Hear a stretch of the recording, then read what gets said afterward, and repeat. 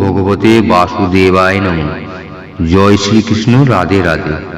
বন্ধুরা, পুনর্জন্ম হলো এমন একটি বিষয় হিন্দু ধর্ম শাস্ত্রে অনেক বিস্তারে আলোচনা করা হয়েছে। এমনকি ভগবান শ্রীকৃষ্ণ শ্রী ভগবত গীতায় পূর্বজন্মের উল্লেখ করা হয়েছে।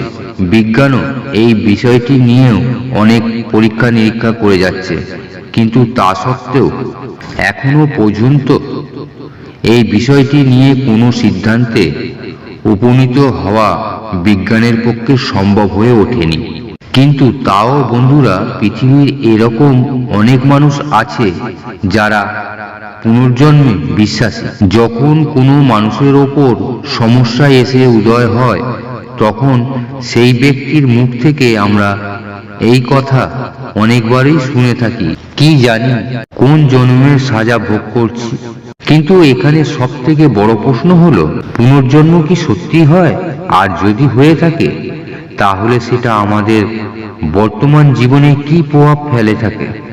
আজকে আমাদের সামনে যে বিষয়বস্তু নিয়ে আলোচনা করব, তা হলো 5টি এমন লক্ষণ যা বলে দেবে কতবার জন্ম নিয়েছে আপনার আত্মা। পুনর্জন্ম কি সত্যি হয়? আপনার পুনর্জন্ম হয়েছে কিনা সেটি বোঝার 5টি উপায় সম্পর্কে। নমস্কার দর্শক বন্ধুরা, শিবানী মেডিটেশন কৃষ্ণা চ্যানেলে আপনাদের জানাই স্বাগত। ভারতীয় দর্শন শাস্ত্র এবং বিভিন্ন দেবদেবীর পূজা অর্চনা এই চ্যানেলের প্রধান বিষয়বস্তু। বন্ধুরা, যদি আপনার একই স্বপ্ন বারবার আসে, স্বপ্নের মধ্যে দেখা কোনো ব্যক্তি বা বিষয়টিকে দেখে যদি আপনার মনে হয় এই ব্যক্তিটিকে বা বিষয়টি আপনি জানেন, কিন্তু কিভাবে জানেন সেটি মনে করতে পারেন না, এরকমটি যদি আপনার সঙ্গে হয়, তাহলে কোথাও না কোথাও এই বিষয়টি স্পষ্ট করে আপনার পুনর্জন্ম হয়েছে। প্রথম দেখার নিজের মনে হওয়া, যদি কোনো অজানা লোকের সাথে দেখা করার পর আপনার ভেতর থেকে মনে হয় লোকটিকে হয়তো আপনি চেনেন, তাহলে সেই ব্যক্তি হয়তো আপনার পুনর্জন্ম এর সঙ্গে জড়িত হতে পারে।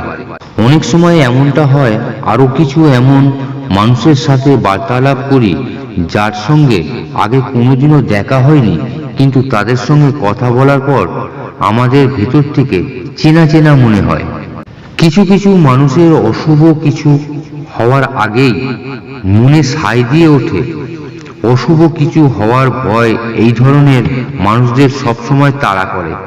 এটি ওই ধরনের মানুষগুলির মনের ভুল বলা চলে না, কেননা অনেক ক্ষেত্রে আবার তার ভাবা অশুভ বিষয়গুলি সত্যিও হয়ে যায়। যেমনটা আমরা সকলেই জানি, বয়স বাড়ার সাথে সাথে প্রত্যেকটা ব্যক্তির বুদ্ধির বিকাশ ঘটে। এখানেও ঠিক বিষয়টা অনেকটা ওরকম ভাবেই কার্যকরী হয়। আপনার শরীরের মধ্যে যে আত্মা আছে তা আগেও জন্ম নিয়েছে, এই জন্য ভবিষ্যতে হওয়া ঘটনাগুলির আভাস সে আগে থেকেই পেয়ে যায়। যেভাবে আপনার আত্মা আগে জন্ম নিয়েছে, ঠিক তেমনি পরবর্তীতেও একইভাবে জন্ম নিয়ে যাবে। কোনো একটি জিনিস বা ব্যক্তির ওপর বিশেষ টান, কখনো কখনো কিছু মানুষদের কিছু কিছু জিনিসের ওপর প্রচুর টান থাকতে দেখা যায়। আর যখন তাদের কাছে এর কারণ জানতে চাওয়া হয় যে কেন তাদের ওই জিনিসটা বা ব্যক্তির ওপর এত টান, তখন তারা উত্তরে বলে এমনি। অথচ হয়তো এটাও হতে পারে যে তারা এই এমনি বলার মাঝেই লুকিয়ে আছে সেই জিনিস বা ব্যক্তির সঙ্গে জুড়ে থাকা তার পুনর্জন্মের সম্পর্ক। হয়তো পুনর্জন্মে ওই জিনিসটি আপনার প্রিয় জিনিসের মধ্যে একটি ছিল। যদি কোনো বিশেষ বর্গের প্রতি, তা হতে পারে কোনো কুকুর অথবা বিড়াল, না অন্য কিছু দেখে আপনার যদি করুণা হয়, তাহলে সেটা হতে পারে আপনার পুনর্জন্মের সঙ্গে জড়িত অজানা এক প্রকার ভয় বা আতঙ্ক। যেসব ব্যক্তির পুনর্জন্ম হয়ে থাকে তাদের মনে এক প্রকার ভয় বা আতঙ্ক কাজ করে। অনেকবার তো এরকমও দেখা যায় সেই ব্যক্তির আচার আচরণ ব্যবহার তার পুনর্জন্মের দিকে ইশারা করে।